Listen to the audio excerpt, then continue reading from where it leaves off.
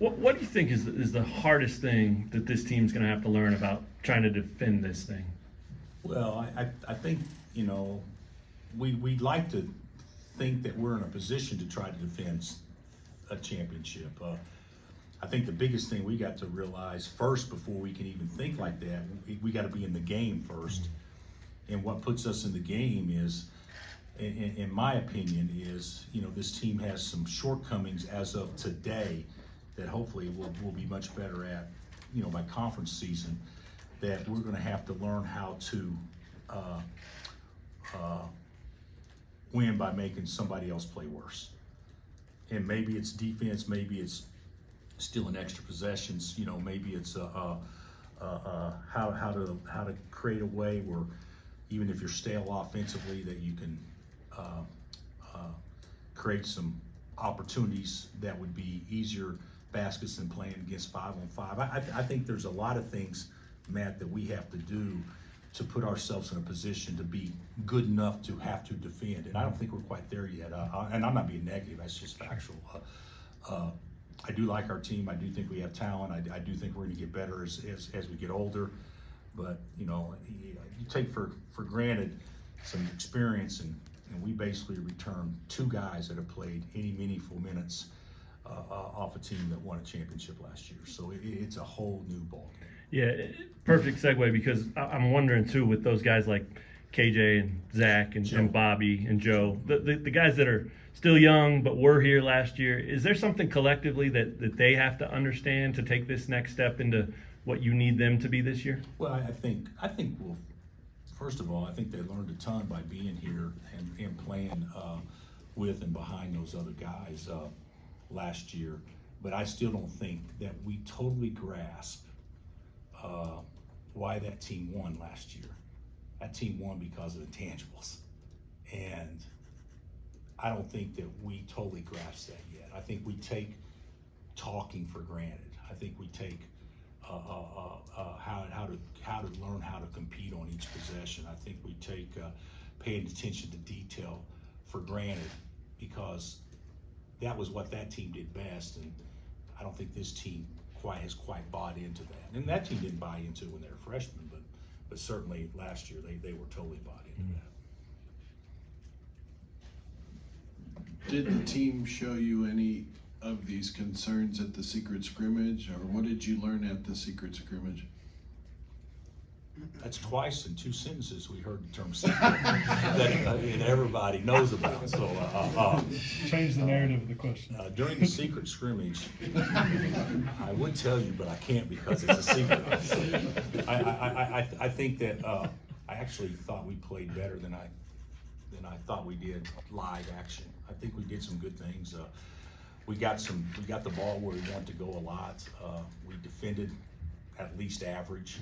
But the thing about it is, when we get the ball to where it wants to go, that doesn't guarantee you're going to get a basket from where it wants to go. You know, last year's team, if David gets it at 2 feet with an angle, you can count it as 2, and we can't quite count it as 2 yet. So so it's hard to say you played poorly when you got the ball where you wanted it to go. We just didn't finish as well. But I think there were some good things that happened the other day. But you know, Illinois and us are a lot alike. They've got a whole new team, and we've got a whole new team, and they're young and we're young. But the thing I think that was probably the best thing about the scrimmage was the situations that we were able to go through. A lot of them. I mean, every segment that we did, no matter what it was, came down to last possession. So whether you're playing with a 3-point lead with a minute left, or playing down 3 with a minute left, or having to get a 2-for-1 with the tie game with 50 seconds left. I mean, there was a lot of situations that we were in that I think will help us understand better about what wins and what costs you games than if we hadn't gone through that. Because working on them in practice, we will, but I think seeing it live game, and that's why we won, or that's why we lost a segment, I think will put some more value to what we're working on in practice. Bill, last year's wings, I mean, you'd be the person to say just how great they were. Probably not fair to compare anyone to them, but talk about this year's wings. You do have one experienced guy returning. You brought in another guy with experience. You got some young guys. We just talk about those guys as a whole. I do think that Jalen and Kevin are championship, starters. Jalen's already proven that, and Kevin certainly is too. And I think Juan is a championship guard. Grady and MJ and KJ and Joe and Bobby, they've got to raise their level to the point where they understand exactly what their role needs to be to give us the best chance to win. And I think they will. It's just going to take time. I mean, you go from competing against 16 and 17-year-olds, and then the next year the expectations are such where you're supposed to be the equal of 21-year-olds across America, and it's just going to take some time. But I do think we've had a good fall. I'm not trying to be negative. I just think the reality is it's going to take some time. But I like our wings. The thing that we don't do as well as last year with our wings, and of course they were 22 and 21 years old, is they could get us easy baskets because Ochai could outrun everybody and jump over everybody, and Christian could bully everybody or jump over everybody in transition. And our guys now have to play. We don't do that consistently like we could. Like Ochai could play like crap, like he did against Oklahoma last year, and in the last 3 minutes win a game for you. I don't feel that our guys are mature enough to know how to do that yet. So, but we'll get there. Coach, this is the first time in a long time that you haven't had Mitch Lightfoot on your team. Is it a little different, a little bit weird to not have him around here, or how much do you still see him? No, I actually thought it was weirder having him here. But we love Mitch and we miss him, and we will miss him more. But the thing we talked today, it's without going into too much detail, but there was a lot of talk last year with David that, God dang, do we keep going with him? And the only reason you wouldn't keep going with him is because Mitch is good enough to be that guy. And Mitch was close to good enough to being that guy, but we all thought at the end, well, who can get you 20 and 10 in a big game? And that wasn't what Mitch could do. Mitch was a great complementary guy. He had the perfect role for our team last year, was Mitch. And Mitch understood that. So he was more valuable to us than what his numbers ever showed.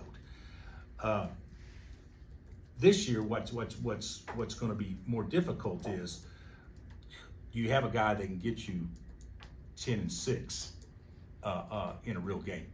And the answer is going to be, it's going to be hard. Those young kids are young, and they weren't recruited to be those guys right off the bat. So even though they have to be that way, so we're going to miss Mitch. We're going to miss David, and I never knew we'd probably miss them as much as we are right now, just because of last year. They both frustrated us and me to the point where, get us some different guys in here, some athletes and all that stuff. We're going to be fine, and we did that. But those guys are still so young, and so we're going to miss that. What David McCormick did at the end of the season last year, guys, was it wasn't the equivalent of what Nick has done here, or maybe what obviously not what Danny has done here, or things like that, or what Rafe has done here. But even on just as big a stage as those guys ever played on, they didn't play better than him, except for Danny, in those biggest moments. So when you really think about it, and so David McCormick's the best player in the Final Four, and so we're gonna miss those guys a lot.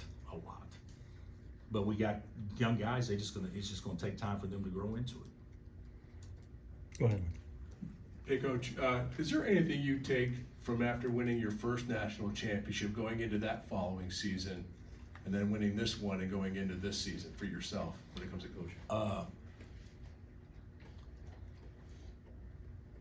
I would say there's a couple of things. One is you have to capitalize on success immediately.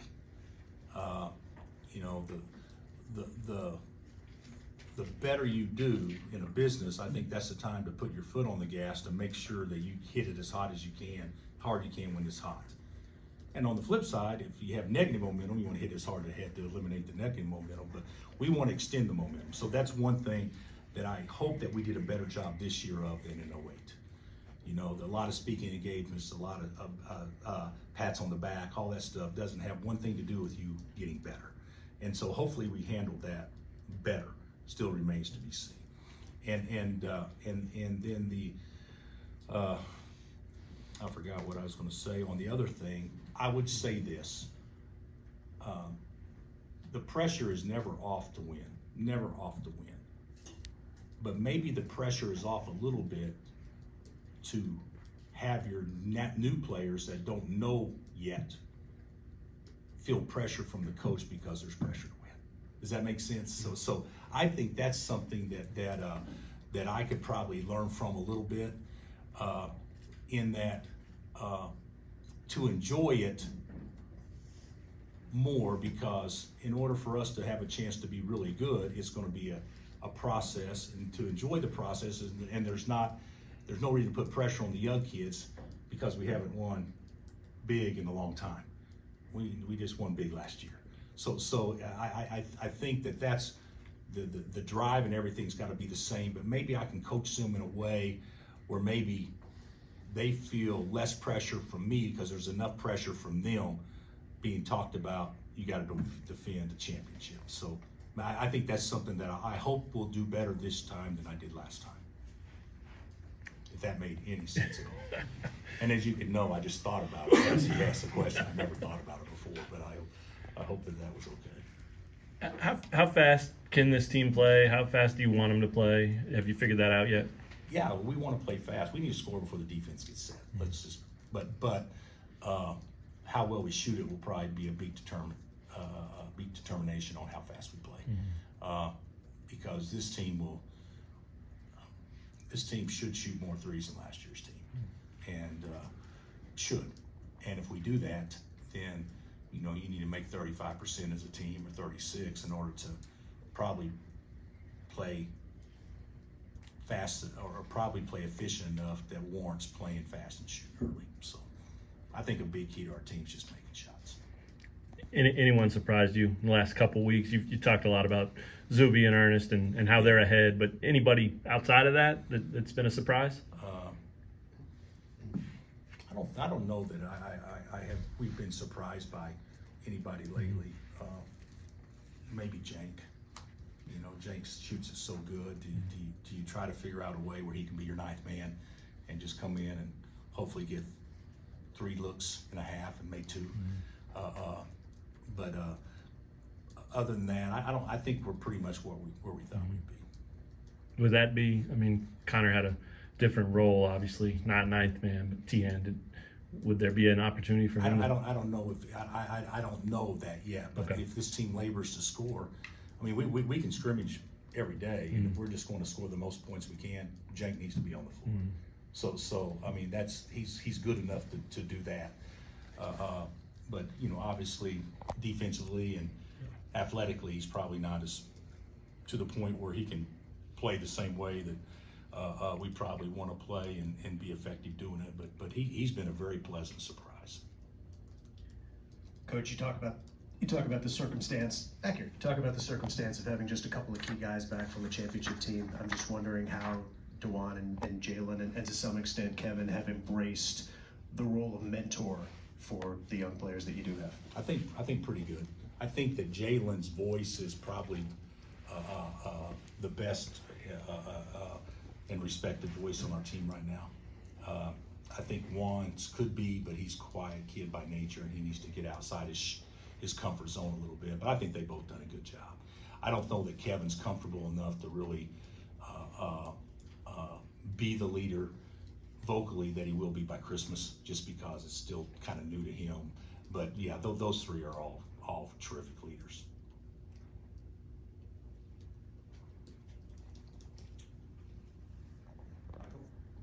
I think in Big 12 Media Days, you compared MJ to a young Wayne Selden. What is it about MJ that makes you feel that way? I mean, athletically, they're almost young when they're almost identical. Same body type, same explosion. They probably shoot it about the same. You know, Wayne wasn't a great shooter when he got here, but he was more of a scorer than a shooter. There's a lot of things. The thing I would say is Wayne's probably a little bit more advanced in his years as far as being a player. It seems like Wayne was legitimately maybe a year or so ahead of maybe his class, just because he'd had so many experiences maybe that MJ hadn't had yet. But I physically I see a ton of similarities. And with MJ, what do you feel like his role might look like on the team this year? I think his role will be totally different in February than it is now. I don't think he's comfortable yet, and he shows flashes. There's no question. He's trying hard. He's a great kid. He wants to be good, and he certainly wants to please. But he's still got a lot of stuff to learn before he can really untie his mind to the point where he can play to his athletic ability, I think. These guys out there talked about the team having a big personality. Is that the case this year? And how much do you encourage that versus maybe reel them in when they're young and you got to take care of business? And I guess the second half of that, do you coach this team differently because it is a lot of younger guys, whereas last year maybe you didn't have to coach as much? Well, I think that, when you say don't coach as much, I don't know that that's absolutely the case, because no matter what the team is or where you're at, you're still going to push the boundaries to the point where your team can actually accept them and go along with you. Like last year's team, we may not coach them as much, but we could put 5 new sets we're going to run the next day in, and they could go out and run the next field. Where this year it may be a little bit more meat and potatoes until they get to the point where they can do that. So it may look like we're not coaching this year's team as much because we won't do as much stuff. But I think we'll coach them. I don't know that I want to coach them differently, but I just want to coach them in a way where they understand what we think wins and they buy into it. And if they do that, we're going to be pretty good. We're going to be pretty good. Coach, could you give us a comment on what you want to see from Zach this year? What kind of ceiling you think you might be able to develop this year? Well, I don't know. I mean, our big guys are 1A, 1B, 1C, 1D. There's nobody that has emerged ahead of anybody, and I mean anybody as far as definite playing time and everything. But we'd like for Zach to be a guy that in a perfect world, in the way I saw it going into a season, have a great chance to be a starter. He's got to be a post presence, even though he's a perimeter post man, but he's still got to be a post presence and score the ball in tight, and he's got to be able to defend the paint and the rim. And I think he has potential to do that. The thing about it is with a lot of guys coming off the bench last year, whether it be Joe and we saw flashes, or Zach and we saw flashes. Roles are changed. It's a little bit easier to be a flash guy than it is to be a guy that needs to get numbers consistently and that stuff. And so I think Zach was really good in some games, and we remember the OU game here when he came in and sparked us and whatnot. But that's just a small snippet of what really playing is, and do you just play him because he's matched up against a perimeter 5-man, or is he able to guard Oscar or Trace Jackson Davis? I mean, those are totally different questions, and so you'd like for the same guy to be able to do both. So those are the things that we'll need to figure out as we go with our big guys. Anything else for Coach? Gary. I just wondered how Bobby's doing. He said today it's the healthiest he's felt in a long time. Yeah. In the secret scrimmage the other day, I thought he moved very well. I think Bobby's he hasn't had a great fall, but that's only because he's only been healthy about a week. But in the times that he's been healthy, he's looked pretty impressive. So I'm excited about him. In a perfect world, it would just be nice to know if Juan's not in the game, Bobby run your team. In a perfect world, and so if it's not that way, then Kevin will have to be the guy probably. But I do like where Bobby's at right now. Where do you see Joe's confidence right now? I think it's pretty high. Yeah. Joe was really good in the scrimmage the other day. I think it's, although we can't talk about secret scrimmage, but Joe needs to go score. He needs to be a guy that when he's in the game that he feels the freedom that he has to go attack and score. I think that's how he can help us the most. It's obviously one thing for him to understand that, but do you think his teammates do too? I think so. I mean, it's an emphasis we make every day. Okay. So I do think they understand that. I do.